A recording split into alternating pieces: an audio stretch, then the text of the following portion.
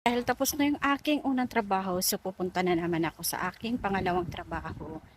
So dito tapos na yung 5 hours ko, tapos yung next ko is 4 and a half or yeah, parang 4 and a half hours. So total 9 hours. Mag-aabang ako dito ng bus kasi dito lang. So paglabas dito, andyan lang sa likod yung bus stop. So hindi na talaga ako maghahabol pa. Pwera na lang kung yung ang dami kong ginagawa tapos pero madalas naman natatapos ko yung aking trabaho. So andito na yung bus stop. Yan na. Diba ang lapis lang?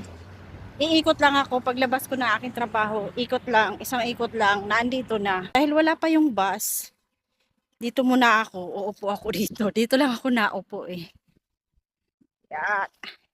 Dito kasi sa area namin, hindi uso yung may